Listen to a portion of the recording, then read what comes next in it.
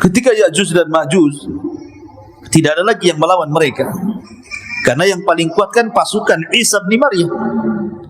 Kalau pasukan sekuat itu tidak bisa melawan Ya'juj dan Ma'juj, siapa yang akan melawan Ya'juj dan Ma'juj?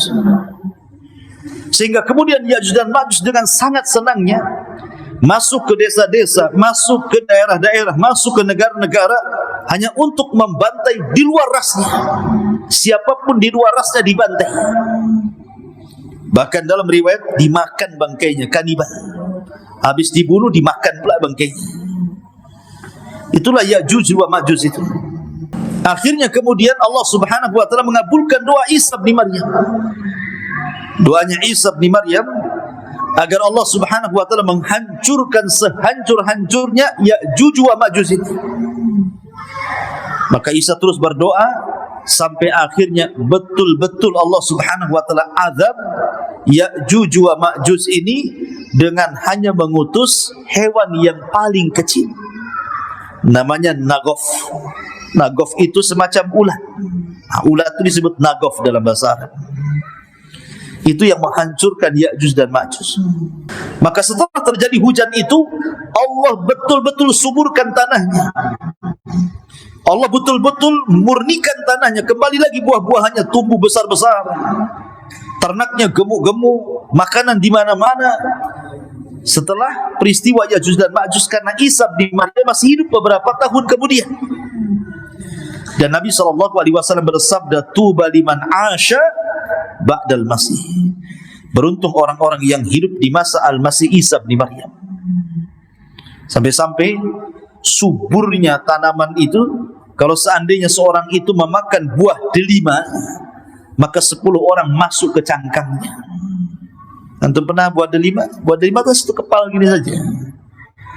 Tapi nanti di masa Isa bin Maryam, setelah kehancuran Ya'juj dan Ma'juj itu, delimanya besar. Jadi cangkangnya saja 10 orang bisa masuk dalamnya. Berarti kan besar isinya, itu satu kampung itu baru habis. Itu delima, gimana durian. Maka setelah terjadi hujan itu, Allah betul-betul suburkan tanahnya. Allah betul-betul murnikan tanahnya, kembali lagi buah-buahannya tumbuh besar-besar. Ternaknya gemuk-gemuk, makanan di mana-mana. Setelah peristiwa Ya'juj dan Ma'juj, karena Isa bin Maryam masih hidup beberapa tahun kemudian. Dan Nabi SAW bersabda, "Tuba liman asya ba'dal masih." Beruntung orang-orang yang hidup di masa Al-Masih Isa bin Maryam. Sampai-sampai suburnya tanaman itu, kalau seandainya seorang itu memakan buah delima, maka 10 orang masuk ke cangkangnya. Antum pernah buah delima? Buah delima itu satu kepal gini saja. Tapi nanti di masa Isa bin Maryam, setelah kehancuran Ya'juj dan Ma'juj itu, delimanya besar. Jadi cangkangnya saja 10 orang bisa masuk dalamnya. Berarti kan besar isinya, itu satu kampung itu baru habis. Itu delima, gimana durian. Gerhana itu bukan karena hidupnya seseorang, bukan pula karena matinya seseorang, tapi gerhana didatangkan untuk menakut-nakuti hamba-hamba Allah. Masalahnya yang ditakut-takuti tidak takut, malah selfie pula dengan matahari, selfie dengan bulan. Yang ditakuti tidak takut, nih masalah. Berarti memang orang-orang sekarang memang berani-berani, tidak takut dengan Allah Subhanahu wa ta'ala. Karena Allah nakut-nakuti, dia tidak takut. Ya. Harusnya kita takut kepada Allah Azza wa Jalla. Bismillahirrahmanirrahim. Assalamualaikum warahmatullahi wabarakatuh. Alhamdulillah wassalatu wassalamu ala Rasulillah wa ala alihi wa sahbihi wa mawalah wa la hawla wa la quwwata illa billahi wa ta'ala. Alhamdulillah, kembali Allah Subhanahu wa ta'ala memberikan nikmatnya kepada kita sehingga kita bisa kembali untuk duduk bertalabul ilmi. Dan kemarin kita menjelaskan tentang lanjutan dari kisah Ya'juj wa Ma'juj dan erat kaitannya dengan raja penguasa dunia Dzulqarnain yang dicantumkan kisahnya dalam suratul Kahfi. Ma'asyiral muslimin yang dimuliakan Allah Subhanahu wa ta'ala, siapa Ya'juj dan Ma'juj itu? Kita tahu bahawa Ya'juj dan Ma'juj fitnahnya tentu berbeda dengan fitnah Dajjal. Kalau Dajjal itu betul-betul diciptakan oleh Allah Subhanahu wa taala untuk memfitnah agama manusia. Tetapi Ya'juj dan Ma'juj tidak ada kaitan dengan itu. Ya'juj dan Ma'juj itu murni hanya makhluk perusak. Tidak ada kaitan dengan masalah fitnah agama. Ada yang mengatakan bahawa Ya'juj dan Ma'juj itu adalah al-ikhwatu lil ab, saudara kita dari jalur ayah. Maksudnya Adam alaihi salatu wassalam. Jadi ketika Adam alaihi salatu wassalam bermimpi basah, kemudian spermanya menumpah bumi, maka sperma yang menimpa bumi itulah yang kemudian menjadi Ya'juj wa Ma'juj. Sehingga ada yang mengatakan bahawa Ya'juj dan Ma'juj itu saudara kita seayah, karena bukan dari rahimnya Hawa, tetapi dari tanah. Cuman spermanya sperma Adam tumpah ke tanah jadi Ya'juj Ma'juj gitu. Tapi jelas pendapat ini sangat bertentangan sekali, karena kalau seperti itu berarti Ya'juj dan Ma'juj itu punya keistimewaan. Sebagaimana Isa tercipta tanpa ayah, kemudian Hawa tercipta tanpa ibu, maka Ya'juj Ma'juj nanti sekedudukan dengan Hawa. Mustahil kalau pendapat ini dibenarkan. Maka pendapat yang kuat wallahu a'lam bahwa Ya'juj wa Ma'juj adalah keturunan Yafis ibn Nuh alaihi salatu wassalam. Kita tahu bahwa Nuh alaihi salatu wassalam itu kan memiliki 4 putra. Yang satu kafir, namanya Kan'an, yang kemudian mengikuti agama ibundanya, dan istrinya Nuh kafir. Tetapi yang 3 mukmin mengikuti agama Nuh. Syam yang merupakan bapa bagi bangsa Arab, terlahir dari Syam ini banyak kalangan para nabi dan rasul. Kemudian ada Ham. Dari Ham ini lahir orang-orang yang berkulit hitam. Kemudian yang ketiga ada Yafis. Dari Yafis ini lahir banyak kabilah, salah satunya adalah Ya'juj dan Ma'juj. Jadi Ya'juj dan Ma'juj itu keturunan Yafis putra Nuh alaihi salatu wassalam. Itu yang benar. Dia manusia sama dengan kita. Tetapi Allah Subhanahu wa taala berikan usia yang panjang. Dalam pengasingannya Ya'juj dan Ma'juj itu, karena mereka tidak bisa keluar sebab benteng yang menghalang mereka untuk keluar, Allah berikan usia yang panjang. Artinya bahwa mereka akan semakin banyak jumlah mereka dan populasinya di balik dinding yang dibuat Dzulqarnain itu. Sehingga jumlahnya saking banyaknya tidak ada yang tahu kecuali Allah Subhanahu wa taala. Makanya ketika Allah Subhanahu wa taala menjelaskan tentang banyaknya jumlah mereka, Allah katakan dalam surah Al-Anbiya ayat 96, hatta idza futihat Ya'juj wa Ma'juj wa hum min kulli hadabin yansiruh. Sehingga apabila benteng Ya'juj dan Ma'juj itu sudah dihancurkan, maka mereka akan datang seperti air bah yang turun dari ketinggian. Saking banyaknya Ya'juj dan Ma'juj itu sehingga tidak bisa dihitung berapa jumlahnya. Bahkan ketika Nabi Allah Adam alaihi salatu wassalam berdialog dengan Allah Azza wa Jalla dan mengatakan, ya Adam bi'sa ahli nar, wahai Adam, utuslah dari turunanmu para penghuni neraka. Adam alaihi salatu wassalam kaget karena di antara turunannya ada yang akan menjadi penghuni neraka. Kemudian Adam bertanya kepada Allah Azza wa Jalla, apa maksudnya? Maka Adam alaihi salatu wassalam kaget ketika Allah mengatakan, keluarkan dari 1000 keturunanmu 999 masukkan mereka ke dalam neraka dan 1 masukkan ke dalam surga. Jadi di setiap 1000 orang 999 masukkan ke neraka, 1 masukkan ke surga. Yang dimaksud 99 itu maksudnya dari Ya'juj wa Ma'juj dan 1 dari kita. Jadi perbandingan angkanya Kalau seseorang itu hendak melawan Ya'juj dan Ma'juj itu 1 lawan 999 Ya'juj dan Ma'juj. Kira-kira menang enggak tuh kalau kelahi 1 melawan 999? Enggak akan menang. Keroyok 10 orang itu udah mati. Ini 999, antum sendirian. Makanya Nabi SAW mengatakan, innakum taqulun la aduwa lakum. Ketika kaum muslimin berada di atas puncak karir mereka karena mereka sudah menguasai bangsa Arab, Mekah dan Madinah dan sekitarnya, maka para sahabat dikira sudah tidak ada perang lagi. Apalagi setelah tragedi Fathu Mekah, mana lagi yang mau diserang? Maka Nabi mengatakan, innakum taquluna la aduwa lakum. Kalian katakan tidak ada musuh lagi bagi kalian. Kata Nabi SAW, wa innakum lan tazalu tuqatiluna hatta ya'tiya Ya'juj wa Ma'juj iradul wujuh sigharul uyun wa min kulli hadabin yansilun ka'anna wujuhahum al-mujanul mutraqah. Kata Nabi SAW, kalian sangka kalian tidak memiliki musuh lagi? Tidak. Bahkan kalian akan senantiasa berperang sampai datang kepada kalian Ya'juj dan Ma'juj.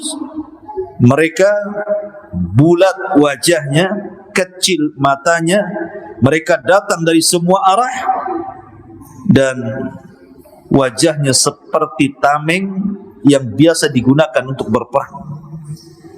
Mujanul mutraqah. Artinya Nabi SAW mengatakan bahwa kita akan berperang melawan mereka Ya'juj dan Ma'juj di akhir zaman, dan tidak akan menang. Karena Allah Subhanahu wa taala menghabarkan sendiri lewat lisan Nabi SAW kepada Isa bin Maryam untuk membawa sisa pasukan bersembunyi di Bukit Tur. Jadi Allah Subhanahu wa taala sendiri yang meminta kepada Isa untuk tidak melawan mereka. Makanya Nabi SAW mengatakan bahwa akan datang kepada kalian 2 kabilah besar Ya'juj dan Ma'juj, dan kalian tidak akan sanggup memerangi mereka. Kalian tidak akan sanggup menghadapi perang melawan mereka. Maka Allah perintahkan Isa untuk membawa sebagian pasukan kaum muslimin bersembunyi di tempat persembunyian yang pertama, Bukit Tur. Di situ mereka bersembunyi. Ketika Ya'juj dan Ma'juj, tidak ada lagi yang melawan mereka, karena yang paling kuat kan pasukan Isa bin Maryam. Kalau pasukan sekuat itu tidak bisa melawan Ya'juj dan Ma'juj, siapa yang akan melawan Ya'juj dan Ma'juj? Sehingga kemudian Ya'juj dan Ma'juj dengan sangat senangnya masuk ke desa-desa, masuk ke daerah-daerah, masuk ke negara-negara hanya untuk membantai di luar rasnya. Siapapun di luar rasnya dibantai. Bahkan dalam riwayat dimakan bangkainya, kanibal. Habis dibunuh dimakan pula bangkainya. Itulah Ya'juj wa Ma'juj itu. Makanya tidak ada satupun bumi sama dengan Dajjal. Dajjal kan tidak ada sejengkal bumi kecuali diinjak Dajjal. Maka Ya'juj wa Ma'juj juga sama. Bumi ini dipenuhi oleh mereka. Dipenuhi oleh Ya'juj dan Ma'juj itu. Sehingga fitnahnya menyebar seantero dunia. Ma'asyiral muslimin yang dimuliakan Allah Azza wa Jalla. Lah ketika kaum muslimin kemudian mereka bersembunyi di Bukit Tur, kemudian Ya'juj dan Ma'juj terus mereka memerangi, membunuh dan membantai manusia, mulailah kemudian tampak kesombongannya. Ya'juj dan Ma'juj sombong karena sudah mengalahkan siapapun yang di luar rasnya. Akhirnya kemudian ketika mereka sudah merasa bahwa sudah memerangi semua orang yang ada di bumi, maka mereka mengatakan, qatalna man fil ardi sanaqtuluhu man fis sama. Kami sudah bunuh semua makhluk yang ada di atas bumi. Giliran engkau makhluk yang ada di langit, ku bunuh kalian semua. Sombong dia. Dia bisa kononnya membunuh makhluk yang ada di langit, maksudnya para malaikat. Akhirnya kemudian mereka pun mulai mengarahkan tombak-tombak mereka, panah-panah mereka, kemudian diarahkan ke langit. Subhanallah, Allah Subhanahu wa taala menyedot panah-panah itu sampai tembus ke awan-awan, sampai tidak nampak lagi panahnya itu, saking jauhnya, saking tingginya. Kemudian Allah Subhanahu wa taala kembalikan panah itu ke bumi dan Allah sudah lumuri di ujung-ujungnya dengan darah, seolah-olah Ya'juj dan Ma'juj berhasil membunuh makhluk yang ada di atas langit. Padahal itu adalah makarnya Allah. Wa yamkuruna wa yamkurullah wallahu khairul makirin. Maka makin sombong lagi. Makhluk bumi sudah kami bantai, makhluk langit sudah kami bantai, kira-kira makhluk mana lagi? Akhirnya kemudian Nabi Isa bin Maryam pun kemudian berdoa kepada Allah Subhanahu wa taala. Kemudian setelah berdoa kepada Allah Subhanahu wa taala agar Allah memberikan pertolongan kepada mereka, akhirnya kemudian Allah Subhanahu wa taala mengabulkan doa Isa bin Maryam. Doanya Isa bin Maryam agar Allah Subhanahu wa taala menghancurkan sehancur-hancurnya Ya'juj wa Ma'juj itu. Maka Isa terus berdoa sampai akhirnya betul-betul Allah Subhanahu wa taala azab Ya'juj wa Ma'juj ini dengan hanya mengutus hewan yang paling kecil, namanya nagof. Nagof itu semacam ulat. Ulat itu disebut nagof dalam bahasa Arab. Itu yang menghancurkan Ya'juj dan Ma'juj.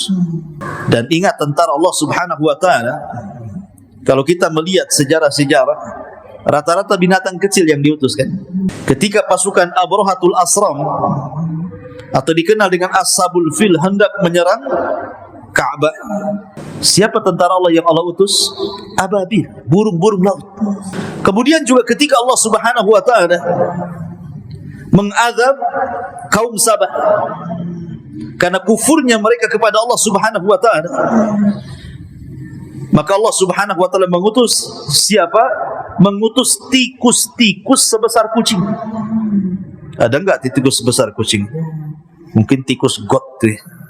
Kan besar-besar tuh di Jakarta. Tikus istana pula. Bukan, tikus-tikus got itu kan besar-besar. Nampak kucing saja, kucing yang lari kalah besar. Jadi ada tikus-tikus sebesar kucing itu yang diutus oleh Allah Azza wa Jalla untuk menggerogoti Sad Ma'rib, bendungan yang ada di Ma'rib. Oh, kalau sekarang bendungannya udah canggih lah, pakai tembok. Tikusnya pun giginya rompang lah kalau zaman dulu kan pakai kayu. Jadi digerogoti habis. Jadi memang betul-betul diutus oleh Allah Azza wa Jalla tikus-tikus besar sehingga menggerogoti bendungan. Ketika kemudian tikus-tikus berhasil menggerogoti kayu-kayunya, jebollah bendungan itu, kemudian menghancurkan negeri Sabah. Kalau Allah mau mengutus tuh nggak usah ngutus buaya, apalagi buaya darat. Jadi bukan kecil, burung laut, kemudian tikus. Di sini ulat pula. Ya. Yang diutus oleh Allah Subhanahu wa taala ulat-ulat kecil. Setiap satu Ya'juj dan Ma'juj satu ulat. Allah Subhanahu wa taala sebar ulat di mana-mana di malam hari ketika Ya'juj wa Ma'juj sedang terlelap tidur.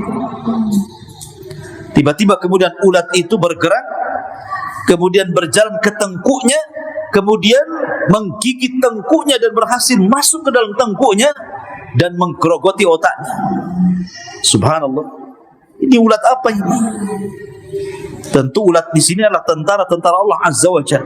Ketika pimpinannya Ya'juj dan Ma'juj mati karena kemasukan ulat di tengkuknya dan merusak otaknya, satu mati, semua mati. Subhanallah. Jadi kematiannya ada Ya'juj dan Ma'juj itu. Bukan sekarang, ini yang satu mati, besok mati lagi, lusanya mati, minggu depan mati, enggak. Ini serentak matinya. Jadi kalau antum ini di Batam ini ada satu gardu listrik, satu kota Batam itu satu gardu gitu ya. Tiba-tiba kita matikan gardunya, maka satu kota Batam digelap. Jadi satu mati semua. Gitu kan aneh gitu ya. Nah, begitulah kuasa Allah Subhanahu wa taala. Ya'juj dan Ma'juj mati serentak. Sehingga tidak ada satu jengkal di bumi kata para ulama kecuali ada bangkainya. Saking banyaknya. Tidak ada satupun jengkal di bumi kecuali ada bangkai Ya'juj dan juga Ma'juj. Lah ketika kemudian Isa bin Maryam melihat berserakan jenazah-jenazah Ya'juj dan Ma'juj dan bangkai-bangkai Ya'juj Ma'juj itu, tentu semakin hari membusukkan begitu. tetapi nikmat bagi para binatang buas. Jadi binatang-binatang semacam harimau, pemakan daging lah, elang dan yang lain, itu mereka merasa nikmat. Kenapa? Makanan banyak. Ya. Jadi jasad-jasad Yajuj dan Ma'juj itu karena tidak ada yang dikubur, sehingga menguntungkan binatang-binatang buas sampai mereka dimakmurkan dengan memakan jasad-jasad Yajuj dan Ma'juj. Maka Isa pun berdoa kepada untuk dibersihkan jasad-jasad itu. Setelah berdoa, tiba-tiba Allah Subhanahu wa taala kirimkan burung-burung besar sebesar unta, kemudian setiap satu burung membawa satu jasad, kemudian dilempar entah berantah, ada yang mengatakan di lautan, wallahu alam, sampai akhirnya bumi tidak ada satupun jiwa dan bangkai Yajuj dan Majuj, bersih-bersih. Tetapi tentu sisa-sisanya masih ada, mungkin darahnya, mungkin nanahnya gitu, kalau sudah membusuk gitu ya.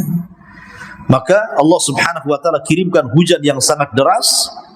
Kemudian hujan itulah membawa berkah, membersihkan sisa-sisa Ya'juj wa Ma'juj.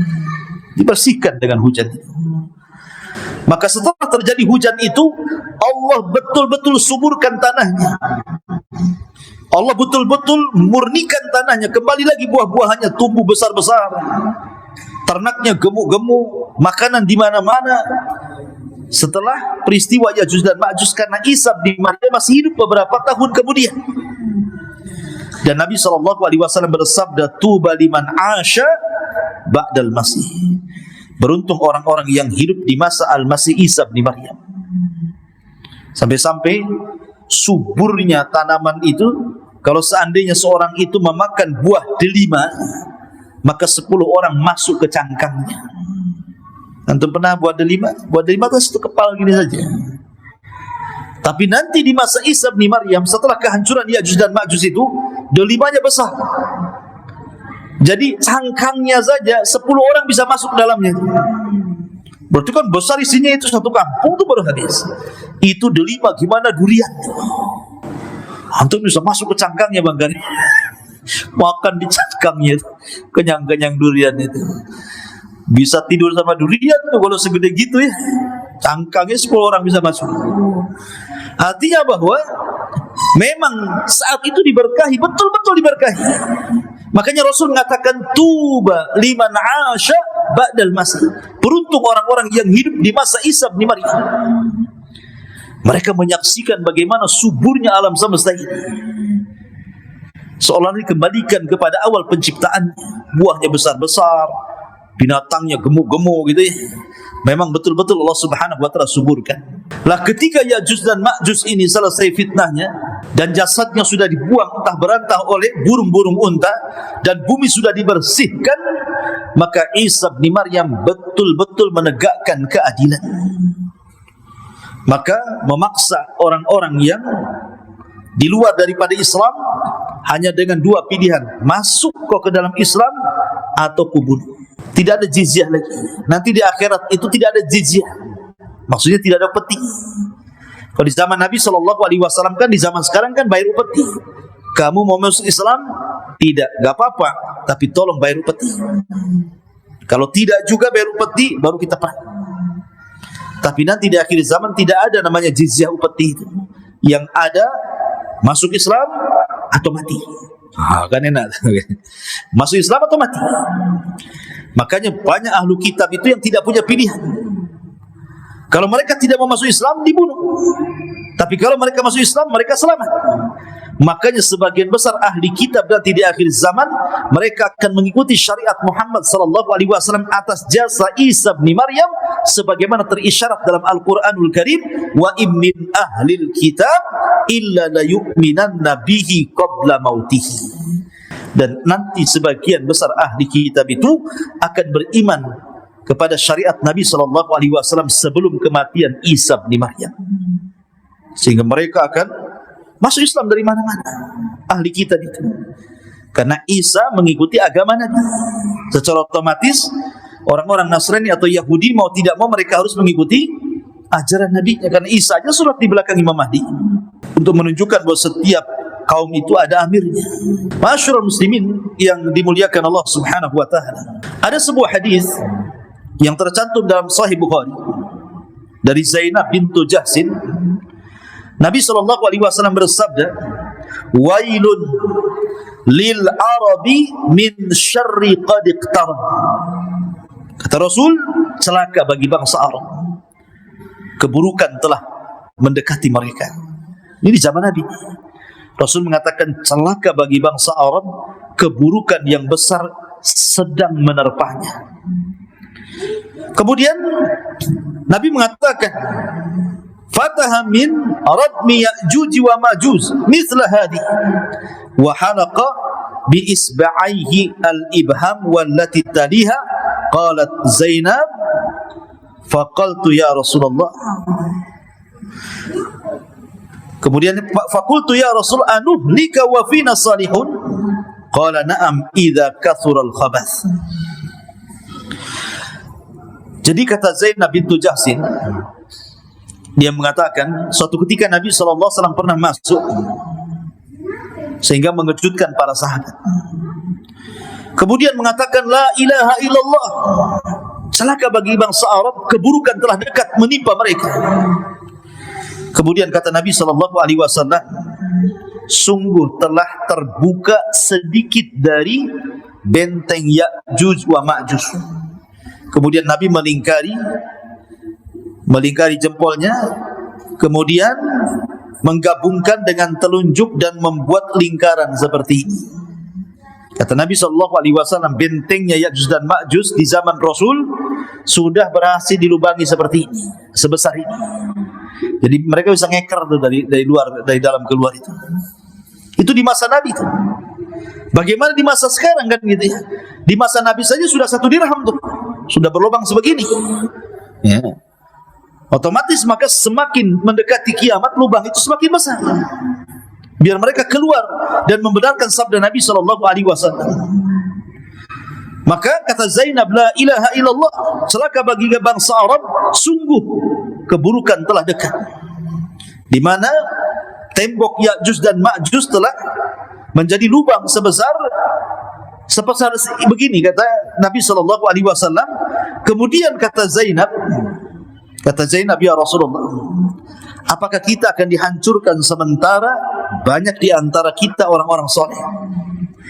Maka Rasul mengatakan, ya, kalau keburukannya lebih banyak dibandingkan orang solehnya.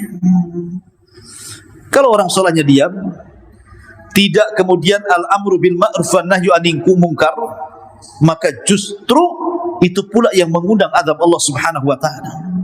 Karena azab itu kalau ditimpakan bukan hanya terkena orang zalim saja, tetapi orang baik pun terkena imbasnya. Ma'asyiral muslimin yang dimuliakan Allah Subhanahu wa taala, itulah cuplikan dari kisah Ya'juj dan juga Ma'juj. Dan ini sering saya ulang-ulang biar paham. Nah, setelah kemudian Isa bin Maryam, kan Isa bin Maryam ini ada yang mengatakan berkuasa 40 tahun, tapi ada yang mengatakan 7 sampai 8 tahun. Kemudian meninggal, dan sebelumnya Imam Mahdi meninggal. Maka ketika dua manusia ini meninggal, Imam Mahdi meninggal, kemudian disusul Isa bin Maryam meninggal, sementara tugas Isa itu sangat berat sekali. Akhirnya kemudian orang pun membawa diri masing-masing. Ada yang tetap mempertahankan keimanannya, ada yang sedikit demi sedikit kufur. Sedikit demi sedikit kufur dia. Lah yang kufur ini diingatkan oleh Allah Azza wa Jalla. Diingatkan dengan apa? Dengan adanya dukhan, dengan adanya asap yang pekat yang berasal dari langit. Yang Allah Subhanahu wa taala katakan, fartaqib yawma ta'tis sama bidukhanin mubin. Sebenarnya dukhan ini hanya peringatan kepada orang-orang yang tadinya beriman kemudian kufur. Tetapi tanda-tanda kekuasaan Allah Subhanahu wa taala terkadang tidak menjadikan orang-orang itu kembali beriman, malah justru makin kufur. Harusnya dukhan itu, dukhan yang ditampakkan di langit itu menjadikan orang-orang itu kembali kepada Allah Azza wa Jalla. Sehingga sebagian mereka berdoa, Allahumma kshif anna, ya Allah singkapkan dari kami dukhan-dukhan itu. Akhirnya Allah Subhanahu wa taala mengangkat dukhan dan hilanglah dukhan. Tapi apa yang terjadi? Doa-doa mereka sia-sia saja. Karena setelah berdoa dan diangkatnya dukhan, bukannya bertobat, makin merajalela kemaksiatannya. A'anzartahum am lam tunzirhum la yu'minun. Ketika duhan sudah tidak ada, mereka pun rupanya tidak membuat sadar dengan itu. Padahal dalam riwayat itu, kalau orang yang mukmin, yang muslim, yang menghisap itu, maka paling tinggi pilek saja. Tapi kalau orang kafir, munafik yang menghisap duhan itu, maka mereka akan mengalami kesakitan yang luar biasa, bahkan bisa mengalami kematian. Itulah duhan bagi orang-orang kafir. Artinya kan nampak peringatan ini, tapi tidak mau beriman juga orang-orang itu. Lah karena dengan duhan tidak mau beriman inilah, maka Allah Subhanahu wa taala ingatkan dengan tanda-tanda kiamat besar setelah duhan. Apa itu? Allah Subhanahu wa taala terbitkan matahari dari arah barat. Terjadi silang pendapat antara kemunculan binatang yang bisa bicara yang keluar dari perut bumi dan antara terbitnya matahari dari arah barat. Ada yang mengatakan binatang itu keluar, baru kemudian terbit matahari dari arah barat. Ada yang mengatakan, kata para ulama akidah itu, matahari dulu terbit dari arah barat, 3 hari setelahnya atau 2 hari setelahnya, baru kemudian muncul binatang yang melata yang keluar dari perut bumi itu. Wallahu alam, yang jelas jaraknya berdekatan, antara 2 sampai 3 hari saja. Begitu dalam hadis Nabi SAW dijelaskan jaraknya hanya 2 sampai 3 hari saja antara matahari terbit dari arah barat dan antara keluarnya binatang yang keluar dari perut bumi yang disebut dengan dabatun minal ard, binatang melata yang bisa bicara. Ma'asyiral muslimin yang dimuliakan Allah Subhanahu wa taala, dikisahkan dalam beberapa literatur akidah tentang peristiwa terbitnya matahari dari arah barat. Ikhwan, Allah Subhanahu wa taala banyak bersumpah dalam Al-Qur'an dengan matahari kan? Bahkan ada satu surat namanya matahari. Surat apa? Asy-Syams. Allah mengatakan wasyamsi wa duhaha wal qamari idza talaha wan nahari idza jallaha wal laili idza yaghshaha. Allah katakan wasyamsi wa duhaha. Matahari Allah jadikan sumpah. Karena matahari ini sebenarnya banyak faedahnya, ikhwan. Kalau orang-orang yang beriman dan memiliki akal ketika melihat matahari, maka matahari itu sebenarnya mengingatkan kita akan kiamat. Karena ketika terjadi hari kiamat, ikhwan, bintang-bintang itu semua berjatuhan dan bertabrakan. Sebagaimana Allah Subhanahu wa taala katakan, wa idzal kawakibun tathar. Dan apabila bintang itu berhambur-hamburan, berjatuh-jatuhan, bertabrak-tabrakan. Bintang semua jatuh, tapi matahari dan bulan tidak. Matahari dan bulan tidak dijatuhkan dan tidak ditabrakan. Padahal Allah Subhanahu wa taala berfirman, la syamsu yambagi an tudrikal qamar walal qamaru sabiqum bin nahar. Tidak boleh matahari itu berjumpa dengan bulan, dan tidak mungkin juga bulan bertemu dengan matahari. Kan mustahil kan? Bulan dengan matahari kan mustahil ketemu, karena ketika matahari tenggelam, bulan muncul. Ketika bulan tenggelam, matahari pula muncul. Kapan ketemunya? Tapi nanti pada hari kiamat, Allah Subhanahu wa taala berfirman, wa jumi'asy syamsu wal qamar. Wa jumi'asy syamsu wal qamar. Matahari dan bulan itu dijadikan satu. Untuk apa matahari dan bulan dijadikan satu? Untuk diletakkan di kepala-kepala manusia saat manusia dikumpulkan di padang mahsyar. Manusia akan dekat 1 mil di atas kepala. Sampai perawi hadis ketika menceritakan tentang matahari di atas kepala itu, ketika memaknai makna 1 mil, apakah mil itu jarak yang ma'ruf sekian kilo 1 mil? Ataukah yang dimaksud mil itu artinya alat untuk bercelak? Kan ada gagang celak itu disebut mil dalam bahasa Arab. Kalau seandainya mil itu adalah gagang celak, berarti nggak sampai 1 jengkal matahari di atas kepala itu. Karena kan gagang celak kecil segini saja. Emang seberapa gagang celak? Ya.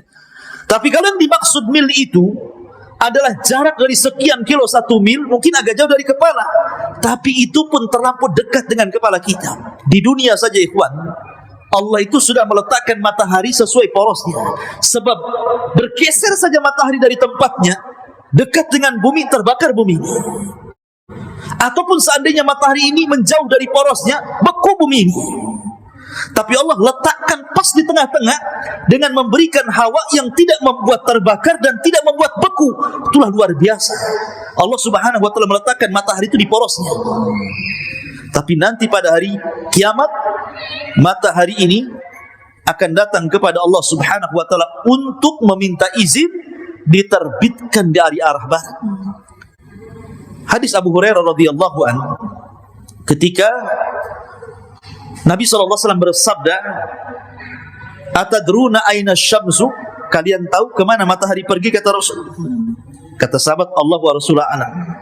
Rasul, Allah dan Rasulnya yang tahu. Kata Nabi, sungguhnya matahari itu ketika terbenam, maka dia akan naik menuju Allah Subhanahu wa ta'ala. Kemudian sujud di bawah arsy. Hampir-hampir Allah tidak mengizinkan dia untuk terbit dari arah timur dan disuruh terbit dari arah barat. Dari sini menunjukkan bahwa matahari itu tidak mengelilingi bumi. Maksudnya begitu. Matahari tidak mengelilingi bumi. Matahari itu menghadap Allah setiap hari. Sujud di hadapan Allah di bawah arasy. Hampir-hampir Allah tidak mengizinkan untuk terbit dari arah timur dan disuruh terbit dari arah barat. Sampai pada waktunya, ketika Allah Subhanahu wa taala izinkan matahari terbit dari arah barat, maka di situ tidak ada manfaat lagi keimanan seseorang. Jadi sesungguhnya kalau orang melihat matahari ikhwan, banyak faedah yang kita bisa petik. Salah satunya tadi mengingatkan akan kiamat. Kemudian juga matahari juga mengingatkan kepada kita tentang lemahnya kita di hadapan Allah Subhanahu wa taala. Jangankan di hadapan Allah, di hadapan makhluknya saja kita lemah. Coba matahari itu ketika terang-terangnya di atas sana kan, antum jangan pakai kacamata hitam, antum pandang matahari selama-lamanya. Kira-kira apa yang terjadi dengan mata antum itu? Ya. Bisa mengalami kebutaan nih kawan, ya kan? Menunjukkan kita lemah di hadapan matahari. Kita nggak kuat loh. Gimana kemudian melihat yang menciptakannya? Makhluknya saja baru matahari kita sudah lemah. Bagaimana dengan zat yang menciptakan matahari? Lebih lemah lagi kita.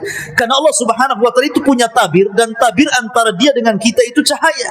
Kalau seandainya tabir tersingkap, kata Rasul, la akhraqat ma bainas sama'i wal ardi. Satu langit satu bumi akan terbakar semuanya. Itu kalau Allah, itu baru hijabnya. Baru hijabnya itu, baru penutupnya. Sudah membakar antara langit dan bumi. Dari sini ma'asyiral muslimin yang dimuliakan Allah Azza wa Jalla, bahwa salah satu faedah matahari itu adalah menunjukkan kelemahan kita di hadapan Allah Subhanahu wa taala. Kemudian juga matahari ini kalau kita perhatikan satu di antara tanda-tanda kiamat. Karena di akhir zaman kata Nabi SAW itu akan terjadi banyak gerhana dan banyak gempa. Gerhana dan gempa. Karena bahasa hadis itu mashun wa khasfun wa qadfun, kan itu. Akan terjadi mashun, kemudian khasfun wa qadfun. Kalimat khasfun kalau diarahkan ke langit maka menjadi gerhana, khusuf. Makanya ada solat khusuf. Ada juga yang menggunakan kaf, solat khusuf. Tapi kalau diarahkan ke bumi artinya gempa. Berarti di antara tanda-tanda kiamat itu sering bermunculan gerhana matahari atau bulan, atau sering terjadi gempa. Dan di zaman Rasul yang namanya gerhana itu lambat ikhwan. 10 tahun sekali baru ada gerhana matahari. Tapi sekali ada gerhana matahari bertepatan pula dengan kematian putra Rasul Ibrahim. Maka orang pun memprediksi ini jangan-jangan gerhana ini gara-gara kematian anaknya Nabi. Maka Rasul bangkit dan mengatakan tidak. Gerhana itu bukan karena hidupnya seseorang, bukan pula karena matinya seseorang, tapi gerhana didatangkan untuk menakut-nakuti hamba-hamba Allah. Masalahnya yang ditakut-takuti tidak takut, malah selfie pula dengan matahari, selfie dengan bulan. Yang ditakuti tidak takut nih masalahnya. Berarti memang orang-orang sekarang memang berani-berani tidak takut dengan Allah Subhanahu wa ta'ala. Karena Allah nakut-nakuti, dia tidak takut. Ya. Harusnya kita takut kepada Allah Azza wa Jalla. Subhanahu wa bihamdika asyhadu an la ilaha illa anta astaghfiruka wa atubu ilaik. Allahu ta'ala alam. Assalamualaikum warahmatullahi wabarakatuh.